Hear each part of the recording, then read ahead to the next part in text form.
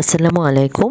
চলুন আজকে ১৯ সপ্তাহ ২ দিন মানে প্রায় ৫ মাসের একটি আল্ট্রাসনোগ্রাম লাইভ ভিডিও আপনাদের সাথে শেয়ার করি।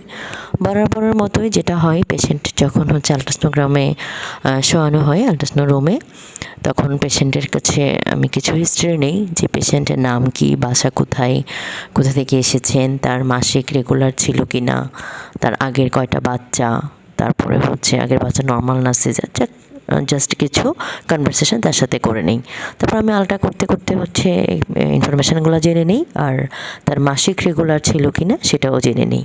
তো এই যে আলট্রাসাউন্ড করছি, এই পেশেন্টের আমি যেটা পাচ্ছি সেটা তার মাথার যেই বিপিডি যেটা আছে, বাইপ্যারাটাল ডায়ামিটার, সেটা নিলাম, আর ফিমোরাল লেন্থ যেটা, পায়ের একটা হাড়ের মাপ, সেটা নিলাম। নিয়ে যেটা পেলাম যে ১৯ সপ্তাহ ৩ দিন মানে ৪ দিন কম ৫ মাস।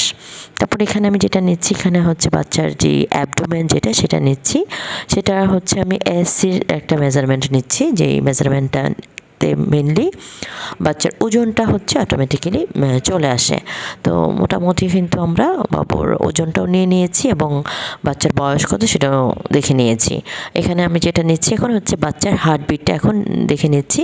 খুব সুন্দর একটা হার্টবিটের সাউন্ড হয়, যেই সাউন্ডটা আসলে খুবই ইমোশনাল একটা মোমেন্ট ক্রিয়েট করে।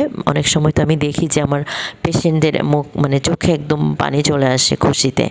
তো যাই হোক, তারপর আমি মেশিনটা একটু ঘুরিয়ে, মনিটরটা ঘুরিয়ে একটু পেশেন্টকে দেখানোর চেষ্টা করছিলাম, যেটা বাবুর মাথা, বাবুর দিকটা মুখ, এটা নাক, তারপরে আরও দেখানোর চেষ্টা করছে এই যে এটা নেক, এটা নেক যেটা ঘাড়, তারপর মেরুদণ্ডটা দেখানোর চেষ্টা করছে। আর হার্টবিটটা আমি হাত দিয়ে দেখাচ্ছি যে এরকম করে হার্টবিটটা হয়।